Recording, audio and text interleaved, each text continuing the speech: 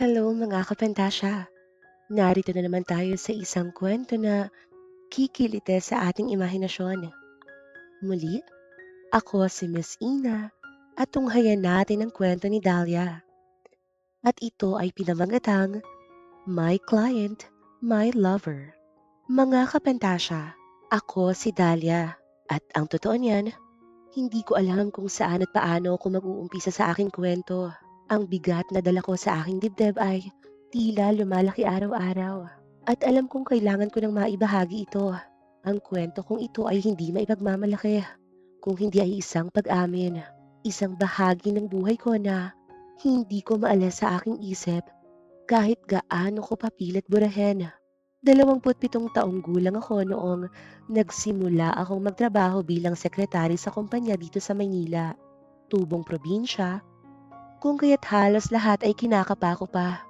Bago pa lamang ako sa trabahong ito, kung kaya ay sineseryoso ko ang lahat ng bagay rito. Sinisigurado ko na walang mali sa mga ginagawa ko. Palagi akong pumapasok ng maaga sa opisina at sinisikap kong maging kapansin-pansin sa aking mga boss. Ang pagiging masipag ang naging puhunan ko para marating ko ang trabaho kung nasan ako ngayon. Pero hindi ko inasahan na darating ang isang tao na gugulo sa maayos kong mundo. Siya si Marco, isa sa mga kliyente ng kumpanya namin. Noong una ko siyang nakita ay wala naman akong pakialam sa kanya. Isa lamang siyang ordinaryong lalaki. Matangkad, medyo moreno, laging naka-long sleeves at kurbata. Palagi rin siyang seryoso, na halos ay hindi tumatawa. Napansin ko rin na palaging maikli ang mga sagot niya. Pamisteryoso kumbaga. At oo, hindi ko akalain na magkakaroon siya ng malaking epekto sa buhay ko. Isang araw, naatasan akong tumulong sa kanya sa isang malaking proyekto. Magkasama kami halos araw-araw sa loob ng isang buwan. Doon ko unti-unting nakilala si Marco. At sa likod ng kanyang seryosong pagkatao, ay may lalaking malalim na damdamin. At may kwento ng lungkot at saya. Ibinahagi niya sa akin na pamilyado na siyang tao. May asawa at dalawang kanyang anak. Pero kahit na ganon, ramdam ko ang bigat sa kanyang mga mata.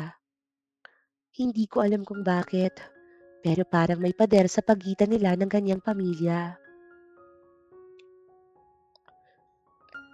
Habang tumatagal ang aming pagsasama, nagiging mas personal ang aming mga usapan.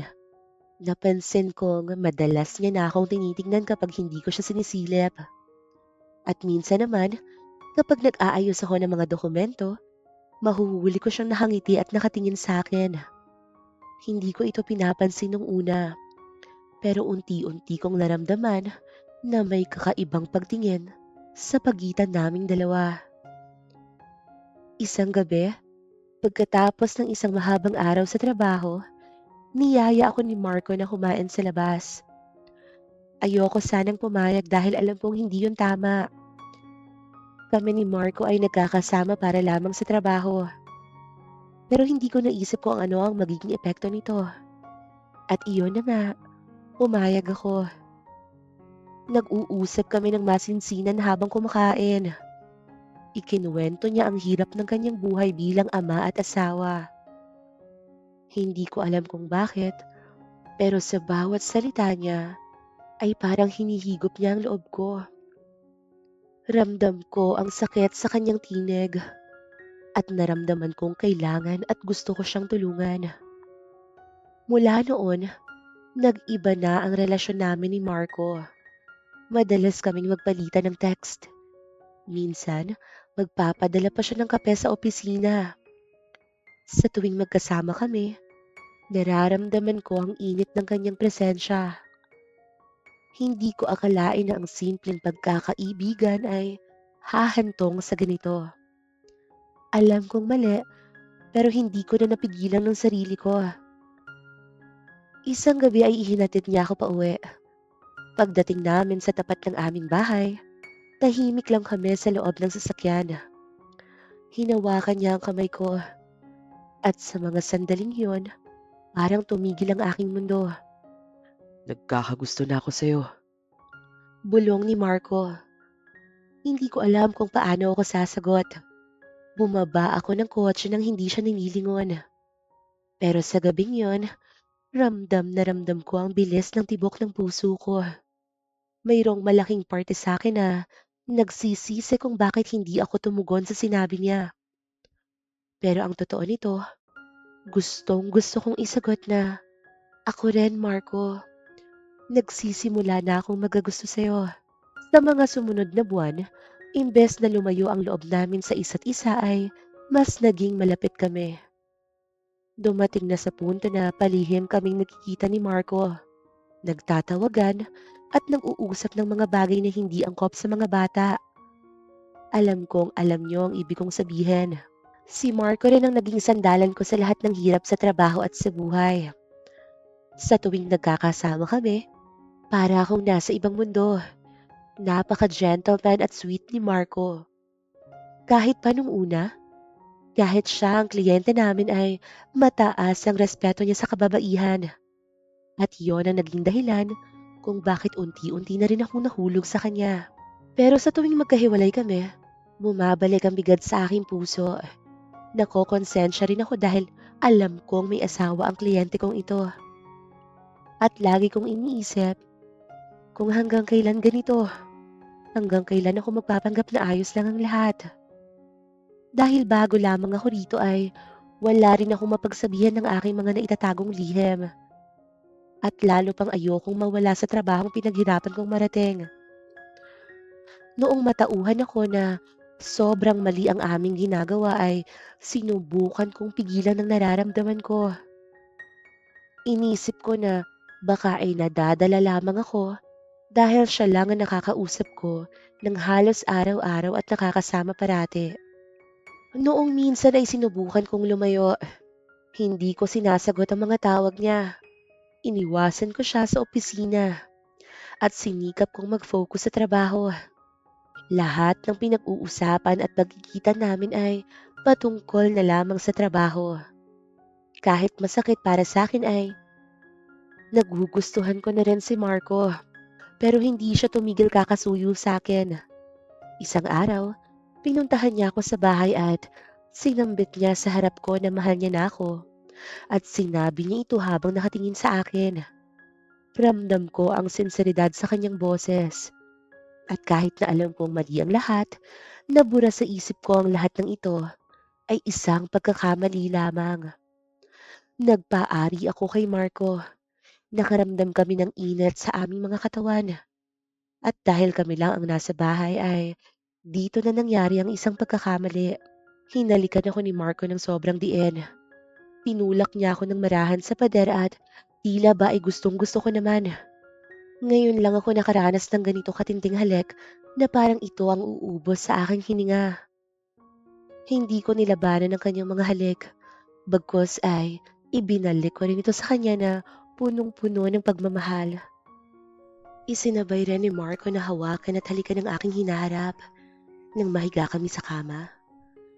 Nakapailalim ako sa kanya at ramdam na ramdam ko ang tikas ng kanyang mga braso.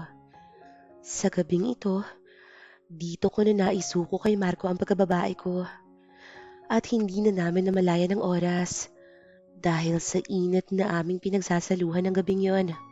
Nang matapos ang araw na yon ay makailang ulit na beses pa namin itong ginawa at mas lalo pang napadalas ang aming pagkikita. Kahit natapos na ang proyekto na aming tinatrabaho ay nakikipagkita pa rin ako kay Marco. At ginagawa pa rin namin yung bagay na yon. At narealize ko na parang nagagamit na lamang ang aking pagkababae sa tuwing ginagawa namin yon. Kung kaya dumating ang araw na kailangang magdesisyon na ako dahil alam ko na ako lang rin ang masasaktan sa huli dahil pamilyadong tao na si Marco at nasa isip ko rin na hindi na ako maaaring matanggalan ng trabaho dahil ito ang bumubuhay sa akin at sa pamilya ko na naiwan sa probinsya. Nag-usap kami sa isang coffee shop kung saan niya lagi akong dinadala. Seryoso ang mukha niya at kita ko ang lungkot sa kanyang mga mata. Marco, sabi ko, alam kong mahal kita, pero hindi ko na kayang magpatuloy sa ganito. Masakit at hindi na to tama. Tahimik lang siyang nakinig. At nang matapos ako, hinawakan niya ang kamay ko at sinabing, "Pasensya ka na, Dahlia, at sana ay mapatawad mo ko balang araw." Ipinaliwanag ko rin na hindi ako ang babae na para usan lamang. At sinabi ko sa kanya na siya mismo ay may mga anak rin at ayokong maging dahilan ng pagkasira ng kanilang pamilya. Kahit paano ay may naiwan pa ring dignidad sa aking pagkatao. At balang araw, pinapangarap ko ring maikasal sa taong mahal ko at mahal ako na walang kahati at hindi lihim lamang. At sa huling sinabi ni Marco ay bumuhos ang luha ko. Sinabi niya na sana ay nakilala niya na raw ako noong una pa lamang. Umalis ako ng gabing yon na umiiyak. Hindi ko alam kung paano ako makakabangon muli. Mahirap ang mga sumunod na buwan. Pakiramdam ko, naiwanan ako sa gitna ng dilim. Pero unti-unti, natutunan kong tanggapin ang katotohanan. Mahal ko si Marco, pero hindi lahat ng pagmamahal ay kailangang ipaglaban. Minsan, kailangan nating piliin ang tamang landas kahit na masakit. Ngayon, taon na ang lumilipas, pero dala ko pa rin ang mga alaala namin ni Marco. Naging aral sa akin ang lahat ng ito. Hindi ko man mabura ang sakit, alam kong kailangan ko nang mag-move on. At sana balang araw, matutunan ko ring patawarin ang sarili ko. Inuna ko ang tawag ng kalamnan kaysa sa tamang desisyon sa buhay. Nais kong magpasalamat sa pagbasa ng liham na ito. Sana ay naiintindihan mo ang lahat ng aking pinagdaraanan. Hindi perpekto ang pagmamahal. Minsan, puno ito ng pagkakamali at pagsisisi. Pero sa kabila ng lahat, natutunan kong mas mahalaga ang pag-ibig sa sarili at ang pagtanggap ng katotohanan. Lubos na gumagalang, Dahlia.